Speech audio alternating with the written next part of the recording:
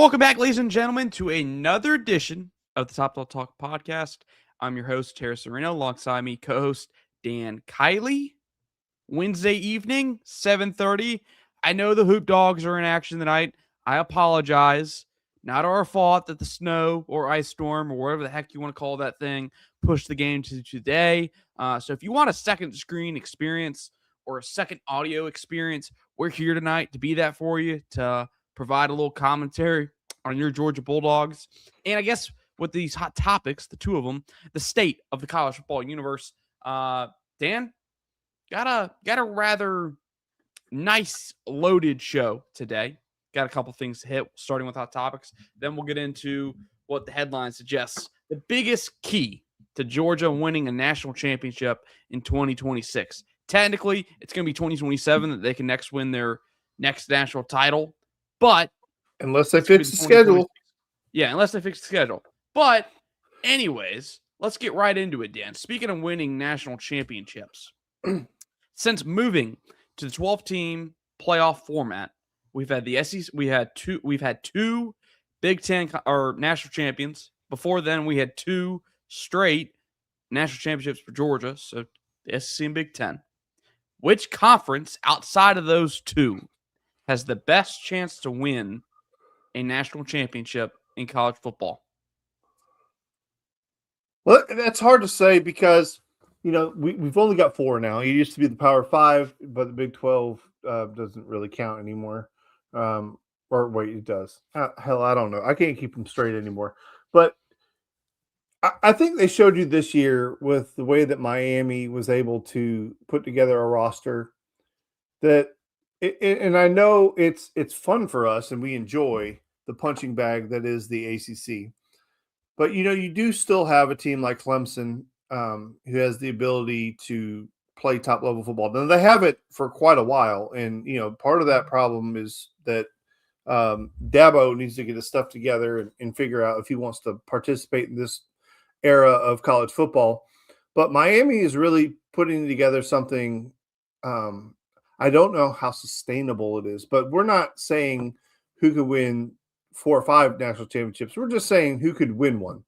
And I think if you look at the landscape of college football right now, the SEC obviously spending a lot of money. You have the Big Ten spending a ridiculous amount of money. But I believe it is the ACC because I think you have a team like Clemson, you have a team like Miami. And you would have to think at some point FSU is going to figure it out. I mean, FSU is too good of a program not to be relevant. So I think the ACC right now is the biggest threat to win one. Just have that team pop up and win one. Hell, Miami almost did it this year. Go ahead. Yeah, I agree. I think the ACC is the obvious answer of currently going into the 2026, 2027 season. Miami looks like the team that is of those ACC playoff potential contenders. They look like the obvious answer. But I'm going to go to a dark horse, if you will. What if a Big 12 team wins it, Dan? What if who do you have Texas in mind? Tech and that oil money puts it together, figures out a way to spend money on both sides of the football? They're not much for recruiting at the high school ranks. They are a strict portal team under Joey McGuire. And with the backing of Cody Campbell, who wants to put as much money as possible into his program that he loves, that he played for, what if Texas Tech gets it right? Eventually puts together a star-studded roster from the portal, maybe mixed in some high school talent. They got LaDamian Guyton. They're a dark horse. I think the Big 12 is a dark horse. I don't know anybody outside of Texas Tech in that conference has the revenue, has the resources to do it, but the Red Raiders look like they could hold a monopoly over that conference with Cody Campbell at their backing. That's one of the richest donors in all of the sport of college football right now. He is investing at high rates into that program, and even in a world where there's supposed quasi salary cap, I don't think everybody's abiding by it. Heck, we know not everybody's abiding by it because we've seen some contracts out there put out there in the public, thanks to Ross Dellinger. So I'm going to go with you. ACC is the most likely. I saw somebody today saying Miami probably should have a strong case to be the preseason number one. I don't know how I feel about that. Obviously, with the transfer of Darian Mensah, they have their quarterback question answered. But what about, obviously, some of these other teams in the mix? Ohio State rings to mind. Obviously, Georgia's going to have some conversation in that mix. Texas, heck, maybe even Oregon's going to be in that mix. I think the SEC is the most definite answer for this first hot topic. But of the remaining conferences, the Big 12 seems to be the second most likely. And after that, Dan, is it fair to say just anybody outside of those two conferences just doesn't stand a chance? Like, can there be an Indiana that rises to prominence in a non-Power 4 conference? Can it be done? I think it's too difficult in today's landscape to say never, because they always say never, but it seems highly improbable and unlikely. But I mean, just look at that JMU team that fed into the Indiana team. I mean, that was a loaded football team, and then you had a Liberty football team that kind of popped up and was loaded for 1 year. You could, if you had a donor willing to just bend over backwards and pony up for a $40-50 million roster, and then you had a coach capable of leading that group, it could happen. I don't know where it would come from. I don't know exactly which team it would be. But never say never, Harrison. Like, out of the landscape, think of the teams that are like on the fringes. Like, who in your mind could be one of those teams that could just go for broke 1 year? It would have to be a school that comes for money, though. I mean, I'm curious. The first name that comes to mind, but they just lost their coach, and so I'm not sure what that's going to look like. You think about USF; they were kind of on the fringe this year of being the G5's candidate in the college football playoffs. Got that early win at Florida. Alex Golish had them humming for a little bit there, lost to Miami, and then they kind of fell out of that conversation. I assume Byron Brown, just their quarterback, is now going to be the starting quarterback at Auburn. This could be another. I don't know how many players that USF has that's now going to Auburn. I'll have to double check on that. But outside of that, I mean, yeah, I don't think know it's what the going to be this resources year. are like. I don't know what the resources are like at Boise State. I mean, that's a prominent program in terms of people know who Boise State is, but does Boise State have resources? Yeah, you'd have to have a team that goes nuclear, where they're like, we don't care about anything. We're going to I mean, what about an Oregon State or Washington State? Two programs who used to be in the Pac-12. Yeah, I just don't see them buying a championship. I just don't see it. So I don't know. Anyway, we could probably do a whole segment on that. Next part of this, because I think we messed up here, Dan. And I guess keyword is conference, but Notre Dame also factors in as independent in this conversation. I guess. Well, that doesn't count. We did say conference. We did say vocabulary as in conference, so that is a good note. But yeah, I guess just to get ahead of that, we said conference. But obviously, all right, rank this. Notre Dame, ACC, or Big 12? Who do you think can win a championship first? Notre Dame. Who will win a championship first? Notre Dame? Notre Dame. I think they're constantly recruiting at a good enough level. I think Marcus Freeman is a really good coach. I mean, I see people pointing the finger and just having negative things to say about Marcus Freeman from time to time. I don't see it. I mean, obviously, coaches make mistakes sometimes, and they're not perfect. I mean, hell, Kirby makes his fair share of mistakes, and we forgive him because he ultimately wins. But Marcus Freeman is winning too. I don't know. That may be a little bit unfair to say, because a team like Miami is spending a lot of money right now to make sure that they are in the conversation. But one of the things that people forget is Notre Dame has, if not the biggest, one of the biggest fan bases in the entire country, and they have extremely wealthy alumni who are very proud to be Notre Dame alumni.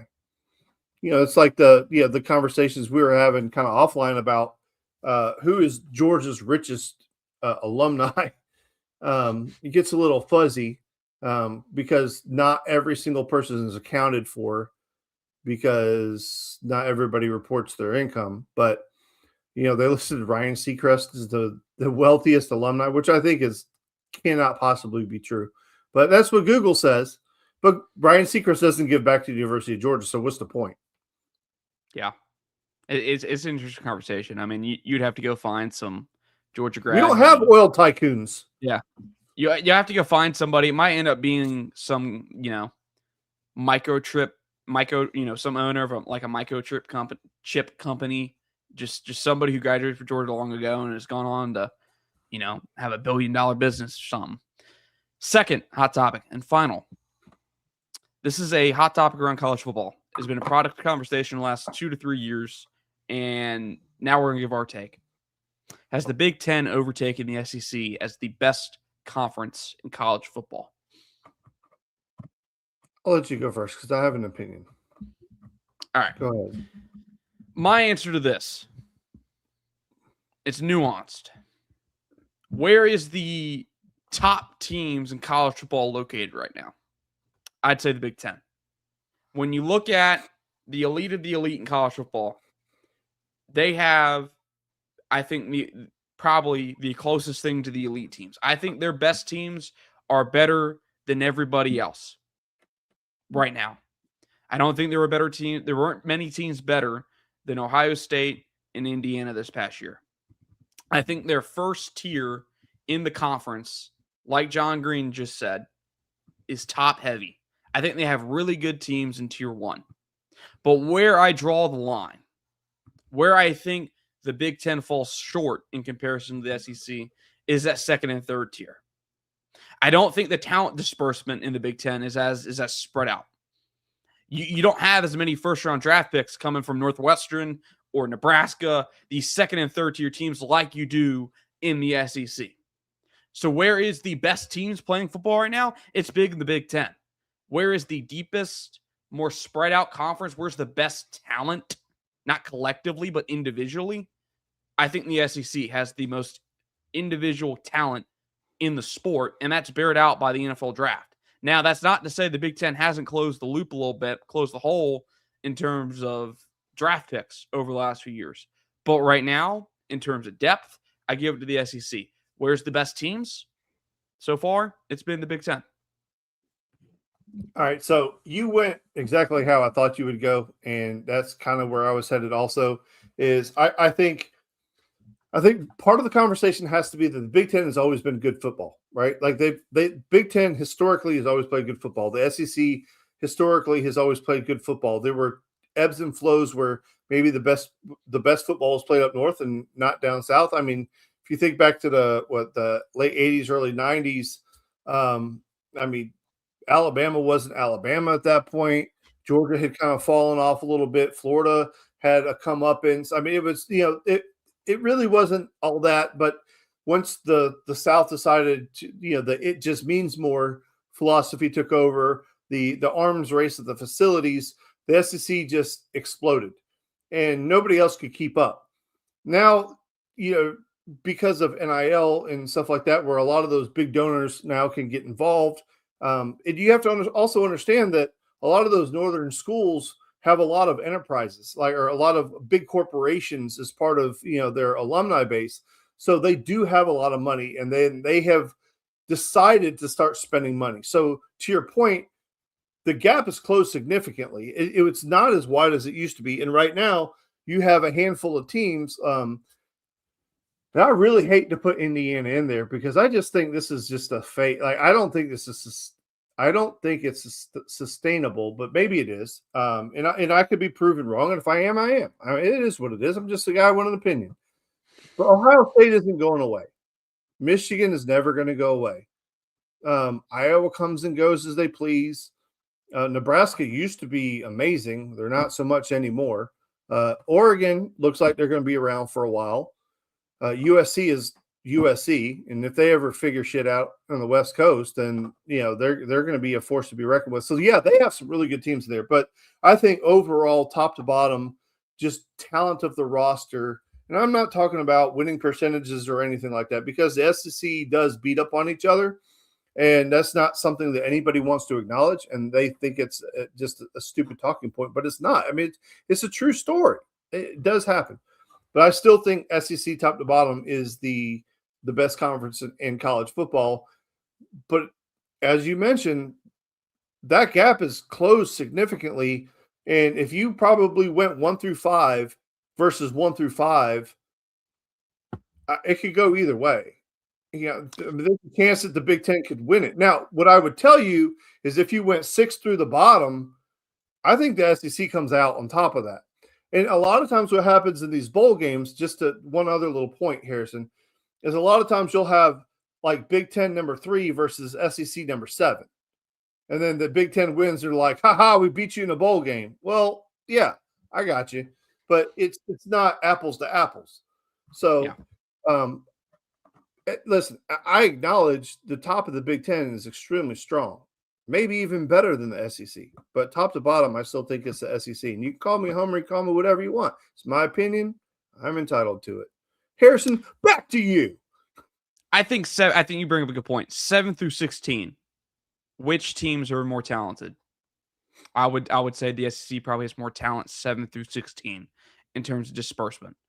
I think 7 through 16 is where the Big Ten falls apart, because the gap between the SEC's 8 through 19 this year, and I want to go look at the standings to bring up this point, Dan.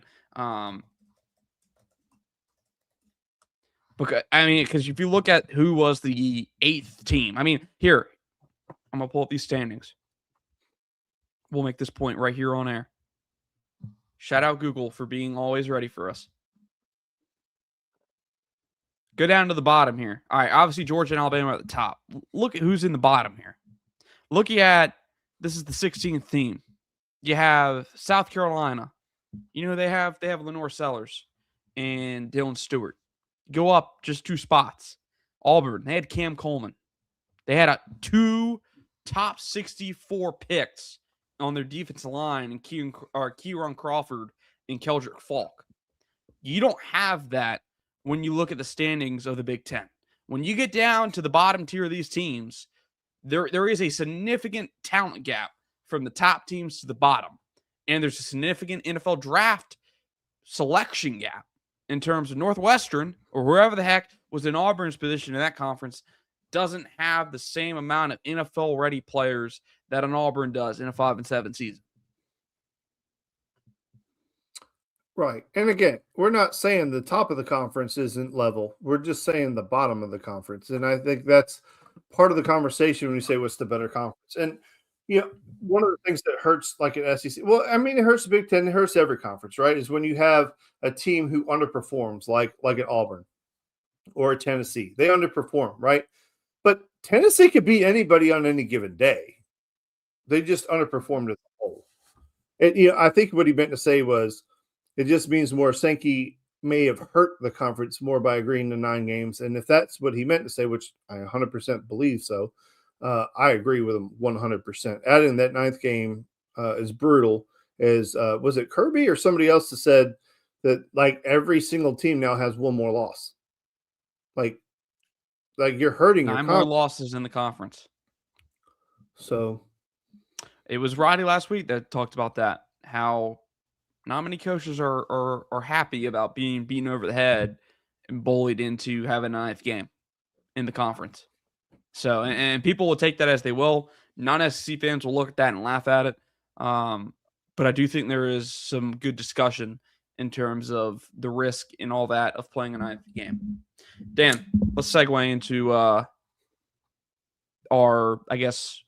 overall main event segment, if you will. What is Georgia's biggest key to winning a national championship in 2026? Some say quarterback, some say offensive line, some say receivers, some say the improvement of the defense. And while I won't discount all of that, because there are valid points within that, you obviously need a good quarterback. You need strong offensive line play. You need strong play from your skill players in your defense. I think here's the big key. Go back to the 2024 recruiting class. And look what Georgia brought in that year. I'll pull it up now for everyone to see, and you'll start to get the gist here. Georgia had the number 1 recruiting class in 2024. This class included the likes of Ellis Robinson, Justin Williams, KJ Bolden, Joseph Jonah-Jonier, Chris Cole, DeMello Jones, and yes, Nate Frazier, among others. What do all these people have in common? These are the guys that are going to be the face of Georgia's program in 2024. All of these people are going to be key contributors on a team that is going into the season with expectations of competing for a national championship. Dan, it wasn't long ago that there was a saying, and not really a saying, but it was kind of a theory that was proven. If you get the number 1 recruiting class in any given year, you set yourself up for a 3 to 4 year window where you can win a national championship because you're getting the best talent in the country out of high school, and you get a 3 or 4 year window to add to your roster and have that as the foundation for your potential championship team. And if you go back to the last time Georgia was kind of in this position in terms of having the number 1 class, they ended up winning a championship. You go back to 2019. They had the number 1 ranked or the number 2 ranked class. It was 2018. They had the number 1 class. That number 1 class had people like Zamir White, Jamari Sawyer, Adam Anderson, Quay Walker, James Cook. You go to the year after that, 2019. You get Nakobe Dean. You get those guys, the foundation of that 2021 national championship team. Dan, we talked about roster management for the last 2 weeks. What's the best way to win a championship in this era of college football? I think people are split on the fence. I think coaches, current head coaches in the NFL, or in the college football, not the NFL, I'm sorry, are on the fence. Because we've seen schools like Ohio State and Texas, programs that have prided themselves on building it the, quote, right way through high school and supplementing through the portal, take heavy portal classes. While Georgia has come out of the portal this year with that same mindset of we're supplementing our roster with the portal, and they took the least amount of players through the portal in the SEC.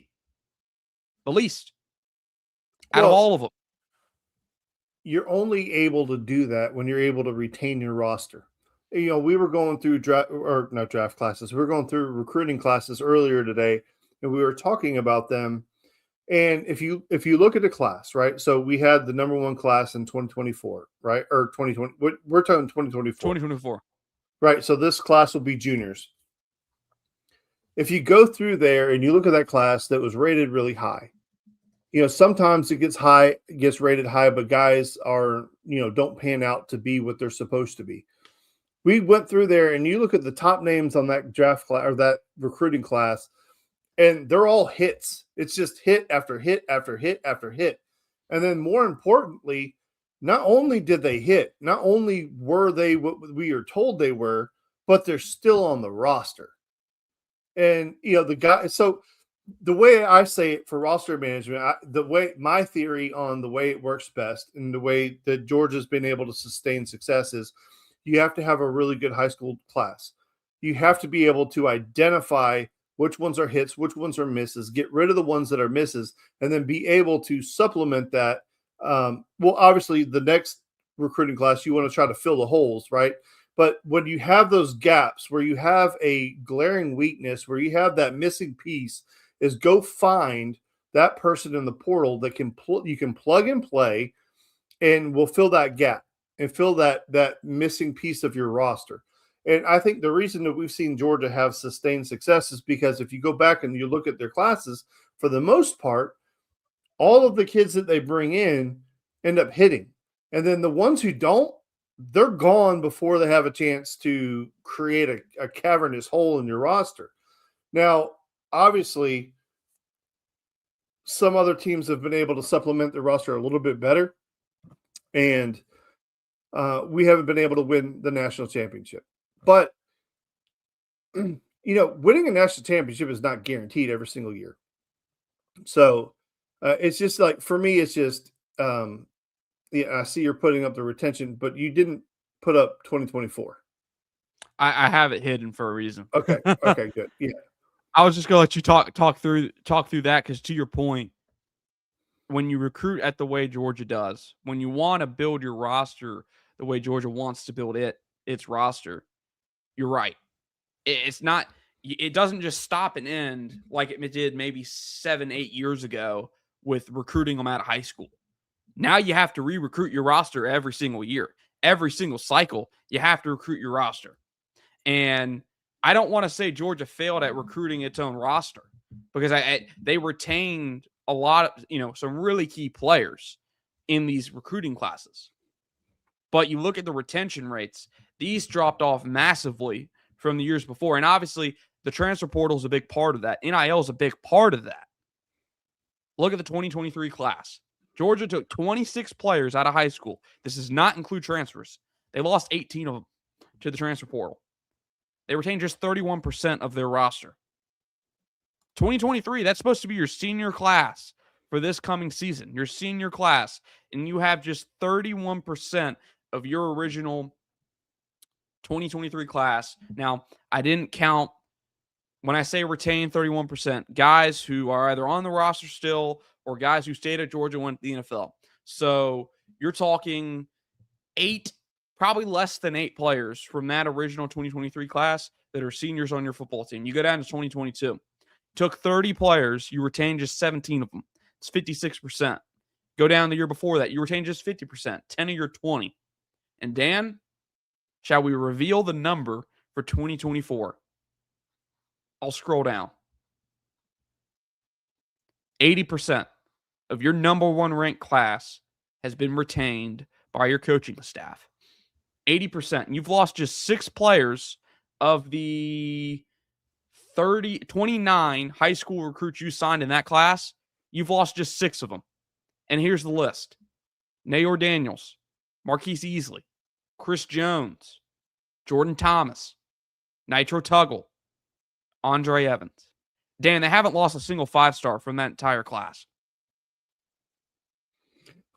And that goes to the ability to identify talent, because one of the most dangerous things about the recruiting services right now is that a lot of these kids do really well at these camps and they get these high ratings, and then the competition that they play maybe doesn't add up. And so when they get to a bigger school, and this isn't Georgia specific, it's kids specific, right?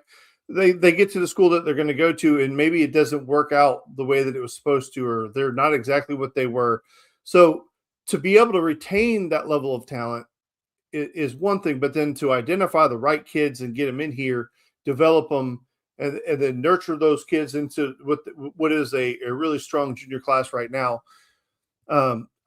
It goes back to that's probably the most talented part of this coaching staff, is the talent identification and the development. Now, in game, we make some mistakes here and there. Everybody can point fingers, whether it be Bobo or Kirby or Shu or whoever, right? Yeah, mistakes happen. I saw one of the comments there is it takes a lot of luck to win a national championship. 100% it does, because you have to stay injury free. You got to get the right teams at the right time.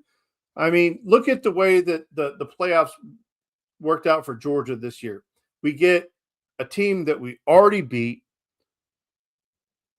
with with an attitude of us against the world because their coach had just left them. I mean, the storylines wrote themselves for sure. And it was one of those things where Ole Miss wasn't going to be denied in that game. But if we had played somebody else, could it have been different? Maybe it was, maybe it wasn't. If Drew Bobo plays, is it different? Who knows? There's so many different if, ands, or buts. But the one thing that remains constant, and I think that's the reason that we're even talking about this right now, is the one thing that's constant is the best roster in the sport, the healthiest roster in the sport, typically wins. And that's, if you go back, and I did it last night just for fun. I went back and watched on ESPN Plus. They have this thing. It's called Inside the National Championship or College Playoff, whatever it was. You can find it on Disney Plus or whatever. It's on there. Go find it. They go all the way back to the season before Georgia won their first national title. And if you go through there over and over and over again, whenever they were talking to Kirby, he says, we have the most talented roster in the country. Every single time he pointed it out. We have the most talented roster. Now, you have to coach them up for sure. But it always comes back to Jimmy's and Joe's, not X's and O's. And so, there's a lot of comments here in our chat that echo that statement. You've got to stack these rosters with talent any way you can. And the penalty for missing on kids and misidentifying kids is you're not going to win. So, and I see this, and I was just about to point this out, Steve Rosie, because you are absolutely right. Indiana had 0 5-stars on that team. Now, granted, it's 0 5-stars as of when they were ranked in high school. I'm sure if you go back and rank those guys now and when they got them in the portal compared to when they got them in the portal, there might be a 5-star or 2 or guy in there. But yes, that's a great point because for the longest also 24 time, and 25 years old. Yeah. For the longest time, the blue chip ratio was the thing, and it still is. And it's the percentage of your roster that are 4 and 5-star players. And that was CBS Sports. Bud Elliott does a tremendous job. Every single year, he releases the blue chip ratio. And you have to have 50% of your roster filled with blue chips to be considered a team that can win a national championship. Until last year, it hadn't really been broken. Indiana broke it. But that's to Dan's point earlier in the show. That feels more like a outlier. I don't want to say a fluke, but yeah, it feels like an outlier. I don't know how many more 8% blue chip ratio teams we're going to see winning it all. Can it be done? Absolutely. Mr. Google Me proved it. But will it be done sustainably? You also had a kid in Fernando Mendoza who had one of the greatest years ever as a quarterback. I mean, maybe not Joe Burrow great, but I mean, Fernando Mendoza was freaking incredible. And for the people who say, oh, Indiana had no talent. Okay, yeah, all right.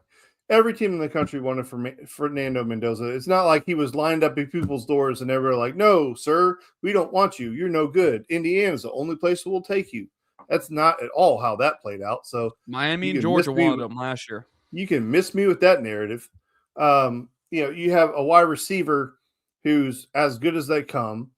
You had an incredible defense, talent all over the field. Now, going into the national championship on our show, we've talked about a lot of those kids came from JMU.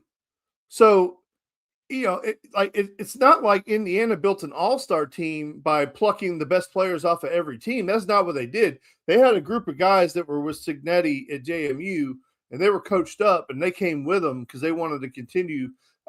You have to credit him for what he did.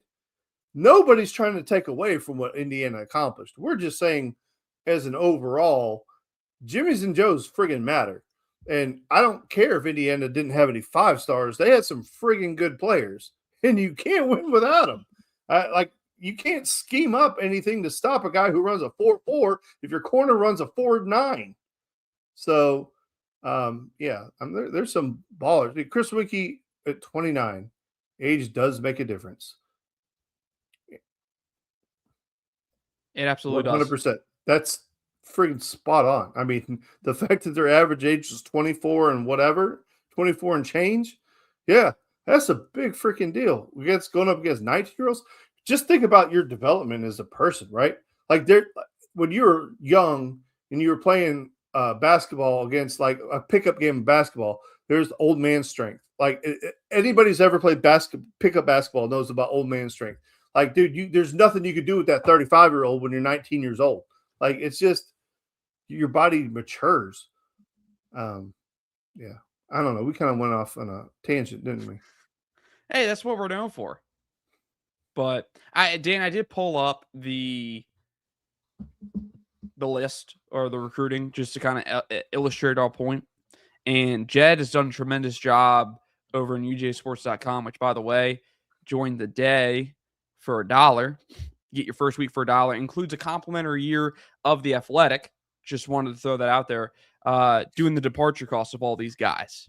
And you look at some of the guys Georgia's lost from that 22, 23 recruiting class. I'm pulling up 20 now.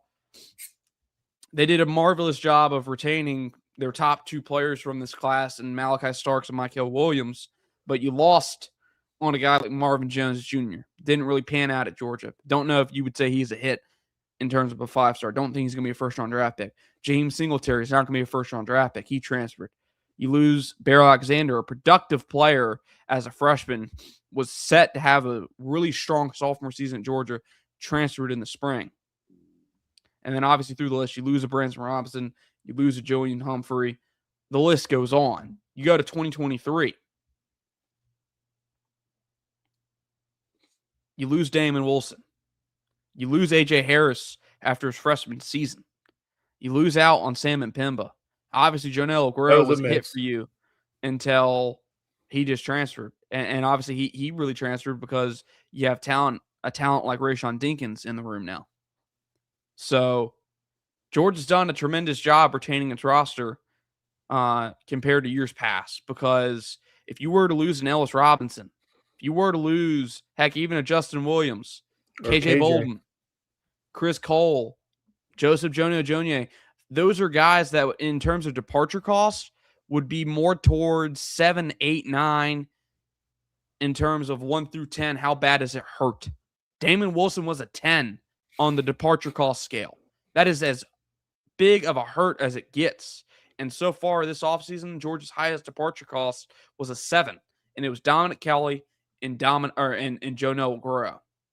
So all these guys have probably had somebody in their mentions at some point in their phone at another school trying to pluck them away. Georgia shut it down. I mean, it's public at this point. Georgia had to retain Nate Frazier. It's very public what happened there. We talked about it with Roddy last week. Same thing. Scroll down a little bit.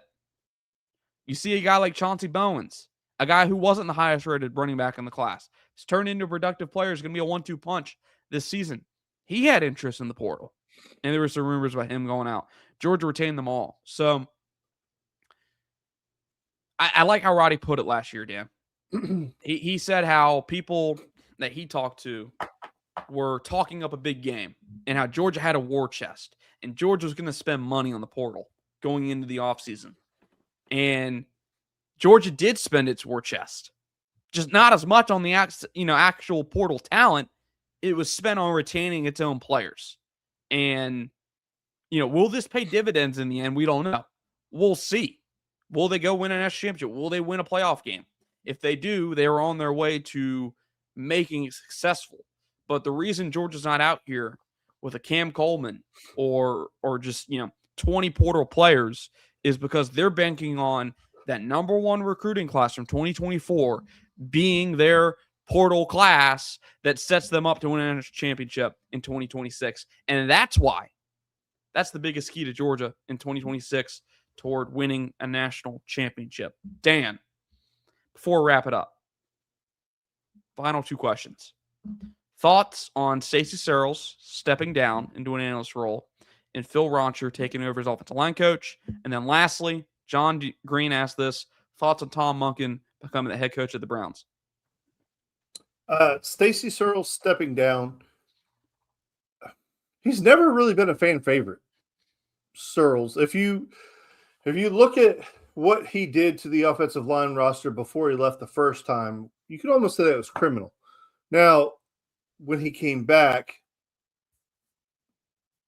I think the staff around him prohibited the deterioration of that line group. I think they did pretty good. I don't really have an opinion one way or the other about him not being there. I don't know anything about the guy who's taking his place. But if Kirby and the guys in that room, the brain trust in that room, feel like he's a good fit for what they want to do, I give him the benefit of the doubt. Listen, Sam Pittman's not walking through that door. Not today, not tomorrow. As far as I'm concerned, He's the best offensive line coach I've ever seen in my entire life. You know, I obviously it wasn't going to happen, but Ledford, the offensive line coach for the Falcons, who got let go, is a top 5 offensive line coach in the NFL. I don't know why they didn't put in a phone call there, but maybe they just really like the guy they got. But I know that Stacey Searles is kind of a punching bag for some people, and our offensive line hasn't been as good as it was in the past. But I felt like they did a pretty good job this year. Last year was bad. Okay, last year was bad. This year, I felt like they did pretty good. They had a productive year. It was hard to point at the offensive line and say you're the problem. I don't feel like that's true. Now, I will say one of the things is they haven't been bringing in the bell of the ball, but those guys are getting paid a lot of money right now. I mean, the number one tackle in this class was it Jackson Cantwell? Do I remember that right? Mm-hmm. Went to Miami and he got paid a lot. The number one portal tackle is the kid from Colorado who went to LSU. Chuck Oliver today said north of $3 million to play offensive line for 1 year in the SEC. God bless him. That's a lot of damn money. And then the second question, Monken taking over the Cleveland Browns. God bless you, Todd Monken. You deserve better than that, my friend. I hope you enjoy it. You got a shit show of an organization and a shit show of an offensive room. So, hey, but if anybody you got a can Pro do it, Bowl you can do it, brother. Huh? You got a Pro Bowl quarterback. Jesus, Pete. All right, ladies and gentlemen, it's going to wrap it up. I have one last thing to say. Listen, if you guys want to harass Harrison in the comments, this man refuses to watch the movie Blue Chips. So I've been on him for 3 months to watch the damn movie Blue Chips, and he refuses to watch it. So if you want to harass Harrison with how bad of a friend he is by not watching the movie Blue Chips, have at it. Look, his Twitter's right there on his handle, Harrison Reno. Tell him Blue Chips is worth the watch. Thank you. I bid you adieu. Hey, while we're at it, if we're just airing out laundry here, let's air out some positive congratulations stuff? here. Yeah, some good laundry, some clean laundry.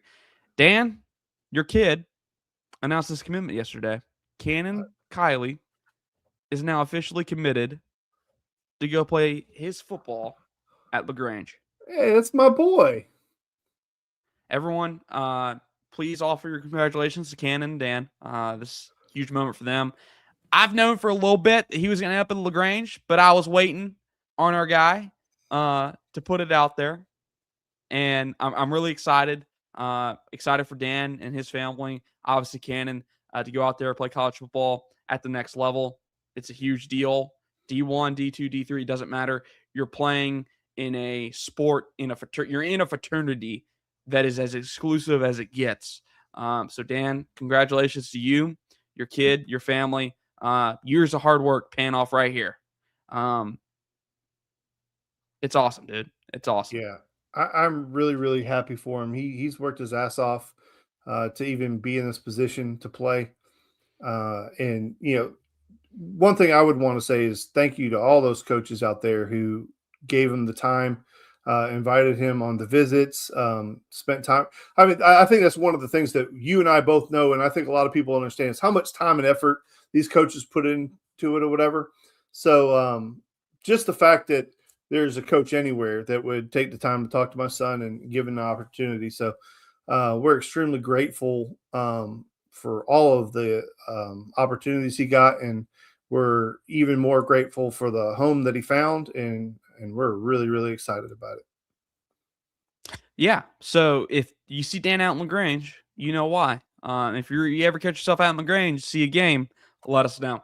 Anyways, we appreciate y'all for being here. This is the Dawg Talk podcast, live at 7:30 every Wednesday here on the UGASports YouTube channel. That's Dan Kiley. I'm Harrison Reno. Not with us tonight, but he will be with us surely at some point.